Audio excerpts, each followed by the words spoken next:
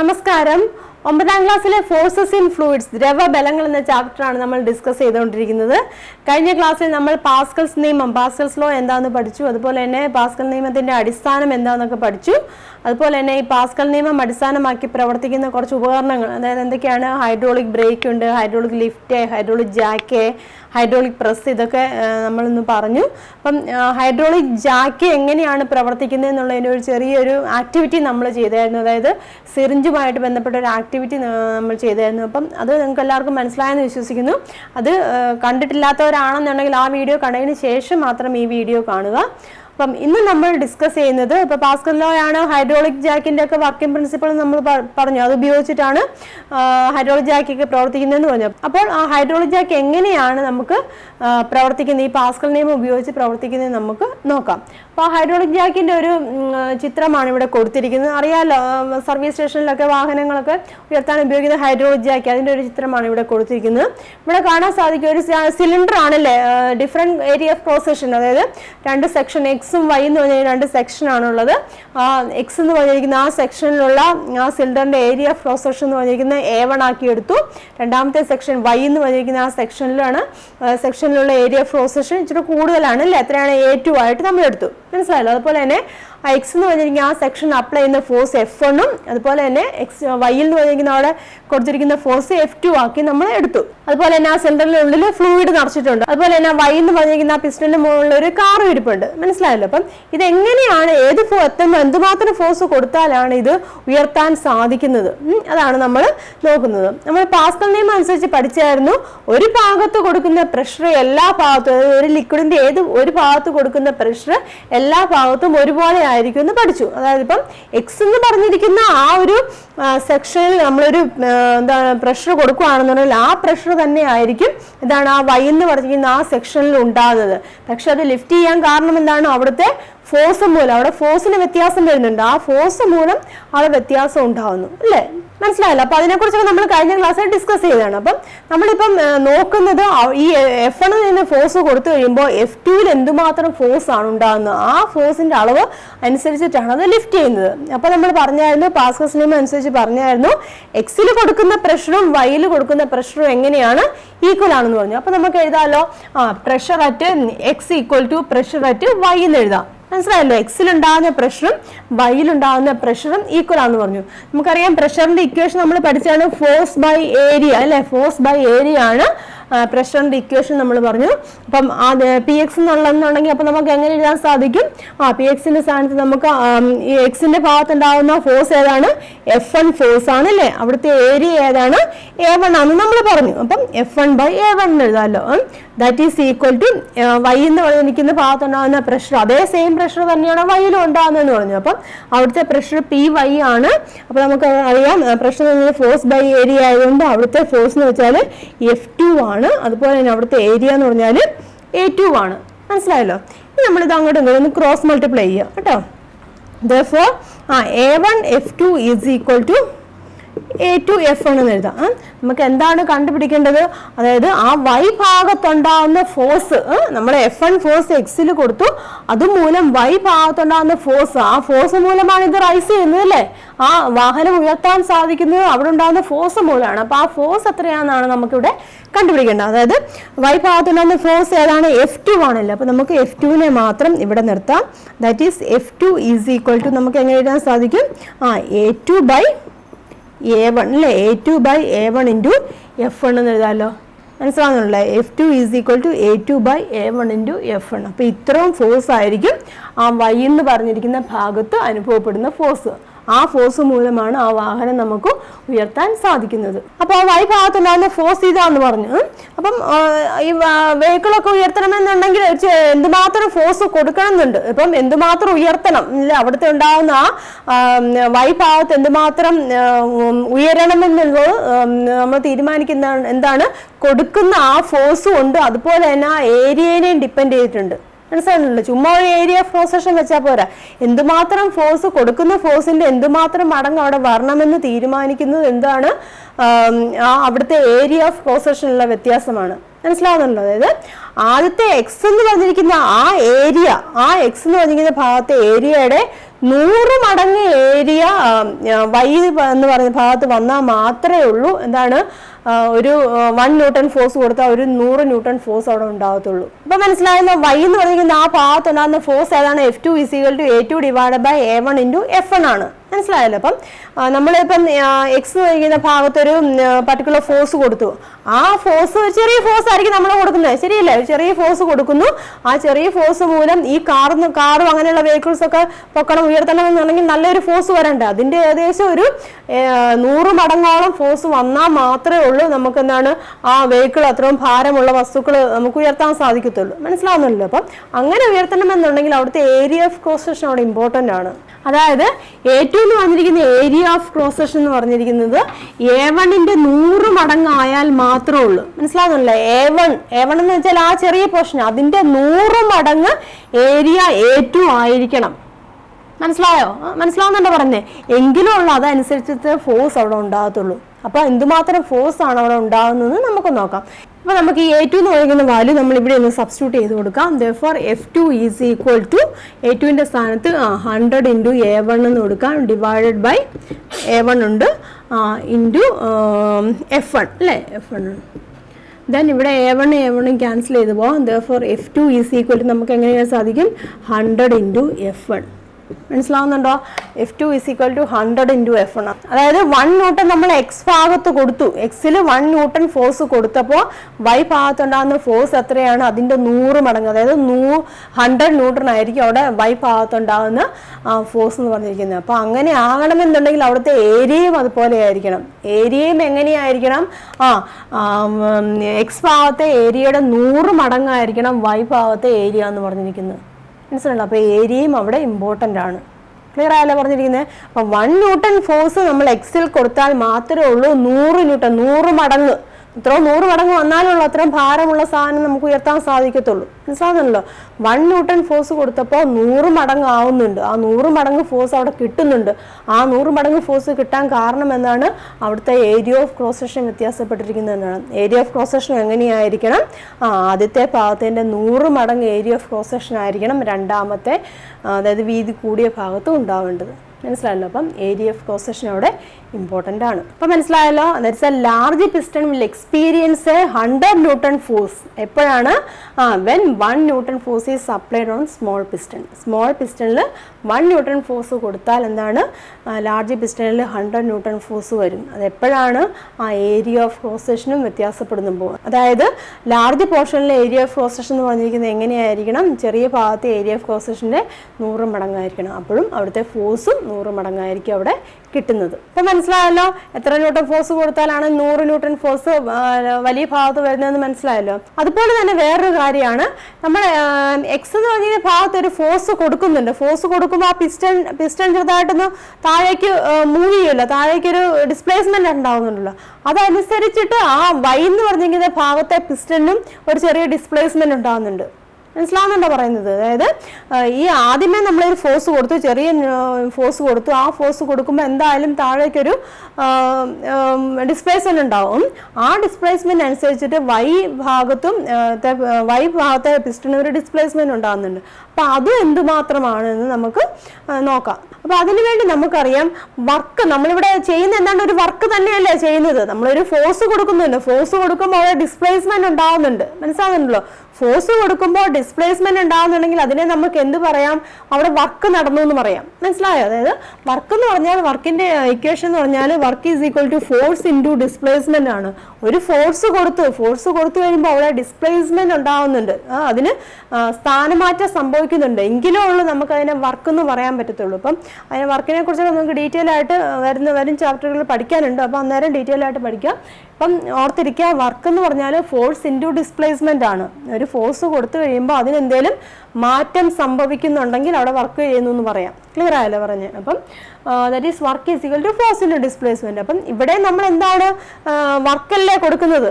ഈ എക്സ് എന്ന് പറയുന്ന ഭാഗത്ത് കൊടുക്കുന്ന വർക്ക് തന്നെയായിരിക്കും y എന്ന് പറയുന്ന ഭാഗത്തും അനുഭവപ്പെടുന്നത്. അപ്പം അവിടുത്തെ വർക്കും രണ്ട് ഭാഗത്തുണ്ടാകുന്ന വർക്കും സെയിം തന്നെയാണ്. മനസ്സിലായല്ലോ? നമ്മൾ പ്രഷറിന്റെ കാര്യത്തിൽ പാസ്കലിന്റെ കേസ് പറഞ്ഞതുപോലെ തന്നെ നമ്മൾ പ്രഷർ കൊടുക്കുന്നുണ്ട്. അപ്പം എക്സ് ഭാഗത്തുണ്ടാകുന്ന പ്രഷർ തന്നെയാണ് വൈ ഭാഗത്തുണ്ടാകുന്ന പ്രഷർ എന്ന് പറഞ്ഞു. അതുപോലെ തന്നെയാണ് ഈ എക്സ് കൊടുക്കുന്ന വർക്ക് തന്നെയായിരിക്കും വൈ ഭാഗത്തും ഉണ്ടാകുന്ന വർക്ക് എന്ന് പറയുന്നത്. മനസ്സിലായല്ലോ? അപ്പൊ ആ കൊടുക്കുന്ന വർക്ക് മൂലം അവിടെ എന്തുമാത്രം ഡിസ്പ്ലേസ്മെന്റ് ഉണ്ടാവുന്നുണ്ട്. ക്ലിയർ ആയല്ലോ? അതായത് ഇപ്പൊ സപ്പോസ് ആ എക്സ് എന്ന് പറയുന്ന ഭാഗത്ത് നമ്മളൊരു 1 ന്യൂട്ടൺ ഫോഴ്സ് കൊടുത്തു. 1 ന്യൂട്ടൺ ഫോഴ്സ് കൊടുത്തപ്പോൾ ആ പിസ്റ്റൺ ഒരു മൂവ്മെന്റ് ഉണ്ടായി. മനസ്സിലായല്ലോ? പിസ്റ്റൺ ഒരു മൂവ്മെന്റ് ഉണ്ടായി, താഴേക്ക് കുറച്ച് മൂവ് ചെയ്തു. അപ്പൊ അവിടെ ഉണ്ടായത് ഡിസ്പ്ലേസ്മെന്റ് സപ്പോസ് ഒരു D1 ഡിസ്പ്ലേസ്മെന്റ് ഉണ്ടായെന്ന് വിചാരിച്ചു. എക്സ് ഭാഗത്ത് നമ്മളൊരു 1 ന്യൂട്ടൺ ഫോഴ്സ് കൊടുത്തു. 1 ന്യൂട്ടൺ ഫോഴ്സ് കൊടുത്തപ്പോൾ സപ്പോസ് ഇത് ഇങ്ങനെ ഇരിക്കുകയല്ലേ, അപ്പൊ 1 ന്യൂട്ടൺ ഫോഴ്സ് നമ്മൾ ഇങ്ങനെ കൊടുത്തു. അപ്പം ആ പിസ്റ്റൺ കുറച്ച് താഴേക്ക് ഇങ്ങനെ മൂവ് ചെയ്തു. താഴേക്ക് ഇപ്പൊ ഇത്രയും ഒരു ഡിസ്പ്ലേസ്മെന്റ് ഉണ്ടായി. D1 എന്ന് പറയുന്നത് ഡിസ്പ്ലേസ്മെന്റ് ഉണ്ടായി. അപ്പം കൊടുത്ത അവിടെ പ്രഷർ കൊടുത്തല്ലോ. അപ്പൊ ആ പ്രഷർ കൊടുത്തു കഴിഞ്ഞപ്പോൾ വൈ ഭാഗത്തെ പിസ്റ്റൺ എന്ത് സംഭവിക്കും? ഉയരില്ലോ. ആ ഭാഗത്തെ പിസ്റ്റൺ ഉയരില്ല. ഉയർന്നിട്ടല്ലേ നമുക്ക് വാഷ് ചെയ്യാനൊക്കെ സാധിക്കുന്നത്, വാഹനങ്ങൾ വാഷ് ചെയ്യാൻ സാധിക്കുന്നത്. അപ്പം അവിടെ ഉണ്ടായ ഉയർന്ന അത്രയും ഡിസ്പ്ലേസ്മെന്റ്, അപ്പം മേളുഭാഗത്തുണ്ടായ അത്രയും ഡിസ്പ്ലേസ്മെന്റ് എന്ന് പറഞ്ഞിരിക്കുന്നത് സപ്പോസ് നമ്മൾ D2 ആയിട്ട് കൊടുക്കുകയെന്ന് ചോദിച്ചു. മേളുഭാഗത്തുണ്ടായ ഡിസ്പ്ലേസ്മെന്റ് നമ്മൾ D2 ആയിട്ട് എടുക്കുക. മനസ്സിലായല്ലോ? അപ്പൊ അങ്ങനെയാണെന്നുണ്ടെങ്കിൽ നമുക്ക് വർക്ക് എന്ന് പറയുന്നത് ഫോഴ്സ് ഇൻറ്റു ഡിസ്പ്ലേസ്മെന്റ് ആണ്. എക്സ് ഭാഗത്തുണ്ടായ വർക്ക് തന്നെയായിരിക്കും അവിടെ വൈ ഭാഗത്തുണ്ടായത്. Law of conservation of energy അനുസരിച്ചിട്ട് തന്നെ എക്സ് ഭാഗത്തുണ്ടാകുന്ന വർക്ക് തന്നെയാണ് വൈ ഭാഗത്തുണ്ടാകുന്നത്. അപ്പൊ നമുക്ക് എഴുതാം WX = W y എന്ന് നമുക്ക് വേണമെങ്കിൽ എഴുതാം. അപ്പോൾ നമുക്ക് എഴുതാൻ സാധിക്കും എക്സ് ഭാഗത്തെ വർക്കാണ്, അപ്പോൾ ഫോഴ്സ് ഇൻറ്റു ഡിസ്പ്ലേസ്മെന്റ് ആണ്. എക്സ് ഭാഗത്തുണ്ടാകുന്ന ഫോഴ്സ് F1 ആണ്, അവിടുത്തെ ഡിസ്പ്ലേസ്മെന്റ് D1 ആണ്. അതുപോലെ തന്നെ വൈ ഭാഗത്തെ ഫോഴ്സ് F2 ആണ്, അവിടുത്തെ ഡിസ്പ്ലേസ്മെന്റ് D2 ആണ്. ദെൻ നമ്മൾ നേരത്തെ പറഞ്ഞായിരുന്നു F2 ഫോഴ്സ് എന്ന് പറഞ്ഞിരിക്കുന്നത് എത്രയാണ്? 100 ടൈംസ് ഓഫ് F1 എന്ന്. ആ വൈ ഭാഗത്തുണ്ടാകുന്ന ഫോഴ്സ്, പ്രഷർ കൊടുത്തപ്പോൾ വൈ ഭാഗത്തുണ്ടാകുന്ന ഫോഴ്സ് എന്ന് പറഞ്ഞിരിക്കുന്നത് എക്സ് ഭാഗത്ത് കൊടുത്ത ഫോഴ്സിന് 100 മടങ്ങാന്ന് പറഞ്ഞു. അപ്പോൾ നമുക്ക് ഇവിടെ ഈ F2ലേക്ക് ഒന്ന് സബ്സ്റ്റിറ്റ്യൂട്ട് ചെയ്യാം. therefore F1 D1 = F2ന്റെ സ്ഥാനത്ത് നമുക്ക് 100 × F1 എന്ന് കൊടുക്കാം, ഇൻറ്റു D2 കൊടുത്തു. രണ്ട് സൈഡിലും F1 ഉണ്ട്, അത് നമുക്ക് ക്യാൻസൽ ചെയ്ത് കളയാം. പിന്നെ നമുക്ക് എന്ത് എഴുതാം? D1 = 100 × D2 എന്ന് എഴുതാം. മനസ്സിലായോ? D1 = 100 × D2. അപ്പൊ മനസ്സിലായില്ല? ഇത് എഴുതി മനസ്സിലായില്ല? D1 = 100 × D2. അപ്പൊ എന്താണ് ഇതുകൊണ്ട് ഉദ്ദേശിക്കുന്നത്? D1 എന്ന് വെച്ചാൽ താഴേക്കുള്ള ഇതുണ്ടല്ലോ, താഴേക്ക് എന്തുമാത്രം ഡിസ്പ്ലേസ്മെന്റ്, ഇവിടെ താഴേക്ക് എന്തുമാത്രം ഡിസ്പ്ലേസ്മെന്റ് വരണം അതെന്ന് പറഞ്ഞിരിക്കുന്നത് ആ മുകളിലേക്കുള്ള D2 എന്ന് വെച്ചാൽ മുകളിലേക്കുള്ളതല്ലേ, അത് ഇൻറ്റു 100 അല്ലേ? ആ D2ന്റെ 100 മടങ്ങ് ഡിസ്പ്ലേസ്മെന്റ് ഇവിടെ D1 വരണം. മനസ്സിലാവുന്നുണ്ടല്ലോ? അതായത് ഇപ്പം ഈ D2 എന്ന് പറഞ്ഞിരിക്കുന്ന ആ പിസ്റ്റൺ ഉണ്ട്, അതൊരു സപ്പോസ് ഒരു 1 സെന്റിമീറ്റർ ഈ D2 എന്ന് പറയുന്നത് ആ മുകളിലോട്ടുള്ള ഡിസ്പ്ലേസ്മെന്റ് അതൊരു 1 സെന്റിമീറ്റർ ഉയരണമെന്നുണ്ടെങ്കിൽ ഈ D1 പിസ്റ്റൺ താഴേക്ക് എന്തുമാത്രം വരണം? 100 സെന്റിമീറ്റർ താഴേക്ക് വരണം. മനസ്സിലാവുന്നുണ്ടോ പറയുന്നത്? 100 സെന്റിമീറ്റർ ആ D1 പിസ്റ്റൺ താഴേക്ക് വരുമ്പോഴാണ് D2 1 സെന്റിമീറ്റർ മുകളിലേക്ക് ഉയരുന്നത്. മനസ്സിലാകുന്നത്? അതും നിങ്ങളുടെ ടെക്സ്റ്റ് ബുക്കിൽ പറയുന്നുണ്ട്. അതായത് if the section y is to be raised by 1 centimeter, the section x has to be lowered by 100 centimeter. മനസ്സിലായല്ലോ? അതായത് ട്യൂബിന്റെ ഇരു അഗ്രങ്ങളിലും ചെയ്യപ്പെടുന്ന പ്രവൃത്തിയുടെ അളവ് തുല്യമായതുകൊണ്ട്, അവിടുത്തെ വർക്ക് തുല്യമായതുകൊണ്ട് y അഗ്രത്ത് 1 സെന്റിമീറ്റർ ഉയരണമെങ്കിൽ x അഗ്രത്ത് 100 സെന്റിമീറ്റർ താഴ്ത്തേണ്ടി വരും. മനസ്സിലായല്ലോ? അതാണ് ഇവിടെ പറഞ്ഞിരിക്കുന്നത്. അപ്പൊ മനസ്സിലായല്ലോ? അപ്പൊ ഇതും കൂടെ ഒന്ന് ഓർത്തിരിക്കുക. അതായത് വൈ ഭാഗത്തെ പിസ്റ്റൺ 1 സെന്റിമീറ്റർ ഉയർത്തണമെന്നുണ്ടെങ്കിൽ എക്സ് ഭാഗത്തെ പിസ്റ്റൺ എങ്ങനെയായിരിക്കും? 100 സെന്റിമീറ്റർ താഴ്ത്തണം. മനസ്സിലായല്ലോ? അപ്പം അവിടെ area of cross section important ആണ് കേട്ടോ. ഏരിയ ഓഫ് ക്രോസ് സെക്ഷൻ അനുസരിച്ചിട്ടാണ് പ്രധാനമായിട്ട് ഈ കാര്യങ്ങളെല്ലാം നടക്കുന്നത്. ഇപ്പം ഞാൻ പറഞ്ഞു വൈ ഭാഗത്തെ ഫോഴ്സ് 100 മടങ്ങ് എക്സ് ഭാഗത്തെ ഫോഴ്സിൻ്റെ 100 മടങ്ങ് ആവണമെന്നുണ്ടെങ്കിൽ വൈ ഭാഗത്തെ ഏരിയയും എങ്ങനെയായിരിക്കണം? എക്സ് ഭാഗത്തെ ഏരിയയുടെ 100 മടങ്ങായിരിക്കണം. അതുപോലെ തന്നെ അത് 1 സെന്റിമീറ്റർ ഉയർത്തണമെന്നുണ്ടെങ്കിൽ വൈ ഭാഗത്തെ പിസ്റ്റൺ 1 സെന്റിമീറ്റർ ഉയർത്തണമെന്നുണ്ടെങ്കിൽ എക്സ് ഭാഗത്തെ പിസ്റ്റൺ 100 സെന്റിമീറ്റർ താഴ്ത്തേണ്ടി വരും.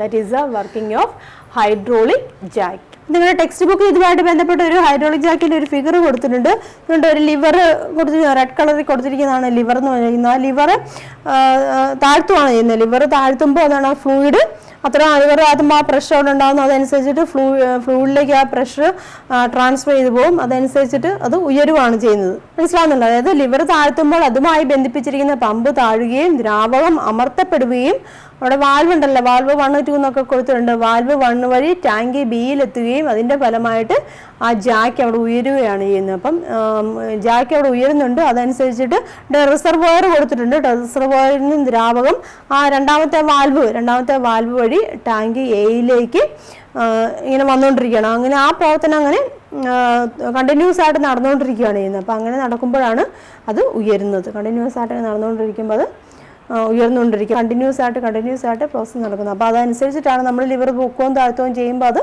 പൊങ്ങി വരുന്നത്. നെക്സ്റ്റ് ഇനി നമുക്ക് പാസ്കൽസ് ലോ ആയിട്ട് ബന്ധപ്പെട്ട ഒരു പ്രോബ്ലം നോക്കാം. ക്വസ്റ്റ്യൻ എഴുതിയിരിക്കുന്നത് ശ്രദ്ധിക്കുക. എന്താണ് പറഞ്ഞിരിക്കുന്നത്? The area of one end of a U tube is 0.01 meter square and that of the other end is 1 meter square. When a force was applied on the liquid at the first end, the force experienced at the other end was 20,000 Newton. What was the force applied on the liquid at the first end? എന്താണ് question പറഞ്ഞിരിക്കുന്നത്?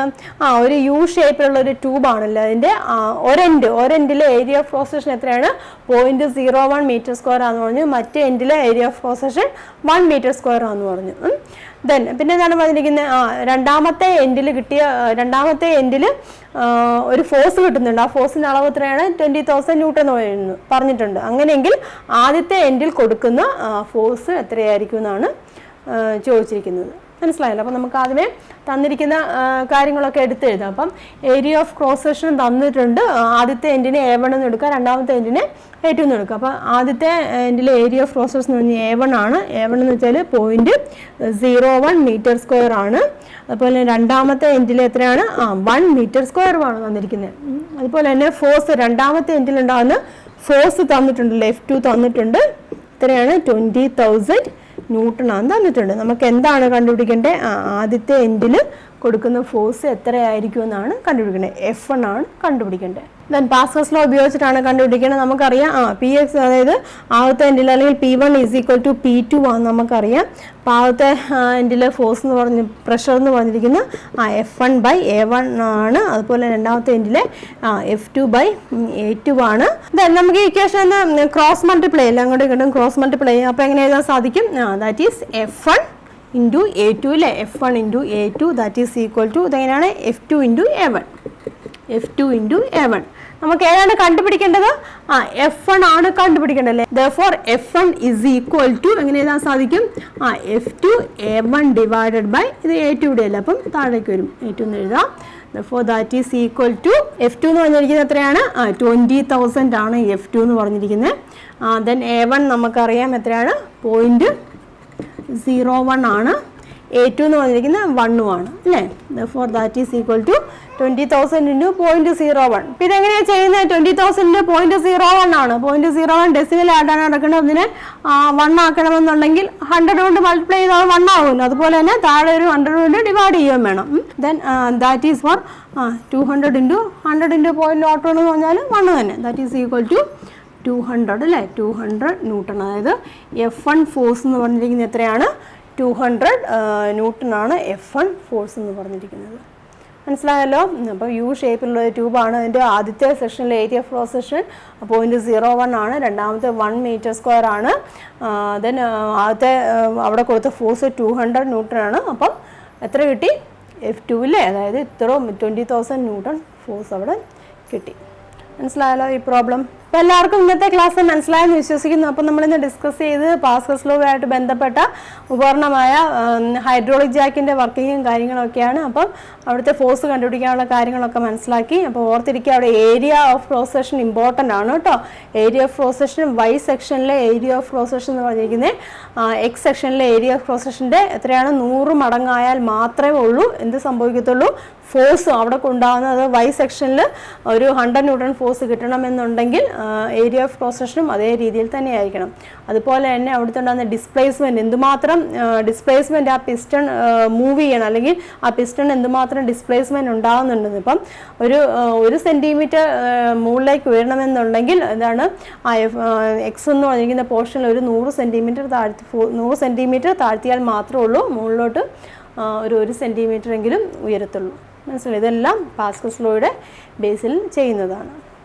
അപ്പം ഇന്നത്തെ class നിങ്ങൾക്ക് എല്ലാവർക്കും മനസ്സിലായെന്ന് വിശ്വസിക്കുന്നു. അപ്പം ഇഷ്ടപ്പെട്ടുണ്ടെങ്കിൽ like ചെയ്യുക, നിങ്ങളുടെ അഭിപ്രായങ്ങളൊക്കെ കമൻറ്റ് ചെയ്യുക, സംശയങ്ങളൊക്കെ ഉണ്ടെന്നുണ്ടെങ്കിൽ കമൻറ്റ് ബോക്സിൽ ചോദിച്ചാൽ മതി. അപ്പോൾ നിങ്ങൾക്ക് വീഡിയോ മനസ്സിലായിട്ടുണ്ടെങ്കിൽ ഇഷ്ടപ്പെട്ടുണ്ടെന്നുണ്ടെങ്കിൽ തീർച്ചയായിട്ടും നിങ്ങളുടെ കൂട്ടുകാരിലേക്കൊക്കെ ഷെയർ ചെയ്ത് കൊടുക്കുക. ചാനൽ സബ്സ്ക്രൈബ് ചെയ്തിട്ടില്ലെങ്കിൽ നിങ്ങൾ സബ്സ്ക്രൈബ് ചെയ്ത് തന്നെ കാണുക. താങ്ക്